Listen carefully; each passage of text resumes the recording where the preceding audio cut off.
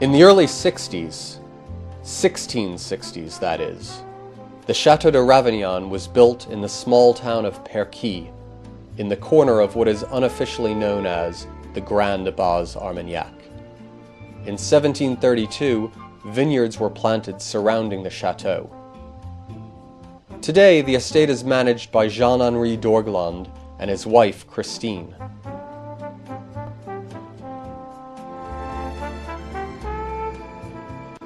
The chai, the term for an above-ground barrel room, holds nearly 300 barrels. The area is cool and well ventilated, which helps the aggressive alcohol to evaporate in their spirits. Their wine is distilled by a traveling alembic in November following the harvest. Wood for their barrels comes from both trees grown on the property and the Limousin forest. 10 to 15 new barrels are made each year after being air-dried for 5 full years. Such quantities of oak ensure good color and tannin dosage.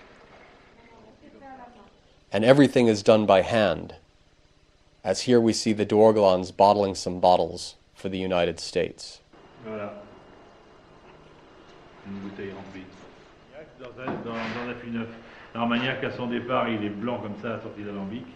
Et l'évolution progressive donne... Ravignan holds tremendous respect within the Armagnac region.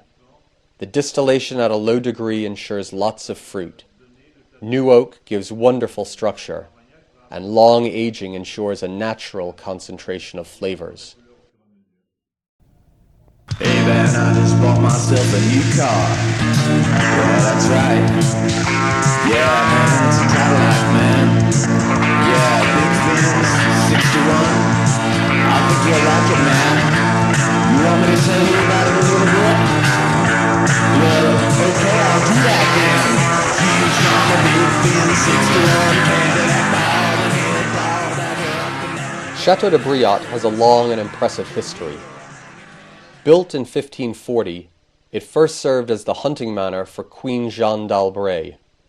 Her son, Henry de Navarre, later Henry IV, King of France, often stayed in the castle, but in 1587 gave it to one of his fellow officers as a reward for saving his life in battle.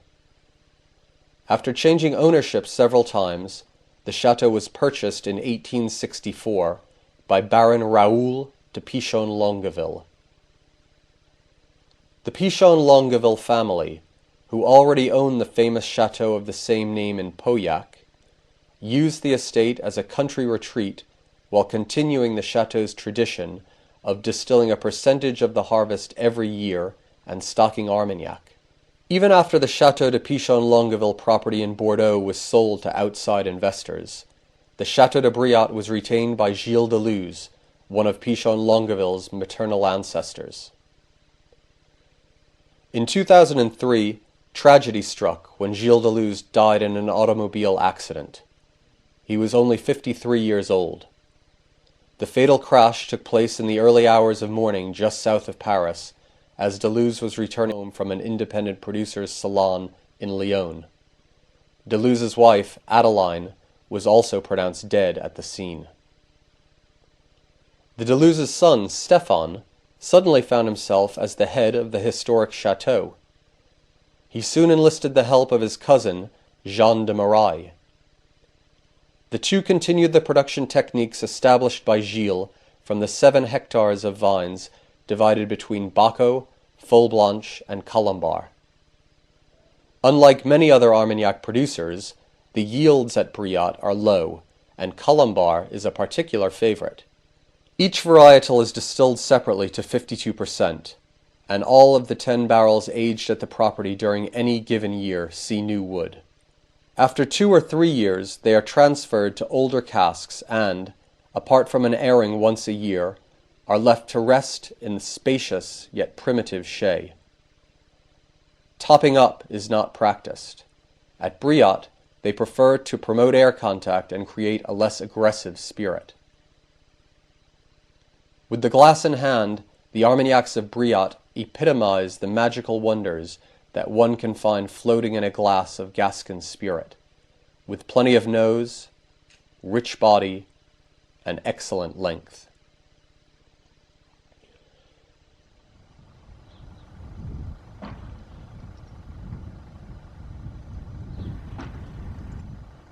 With 445 acres planted, the Barrault family has some of the largest vineyard holdings in the Côte de Gascogne region of southwestern France. Located at the Pellehaut, or high point of a hill overlooking the quaint village of Montreal-du-Gers, this is the central region of Armagnac, called the Ténarèze.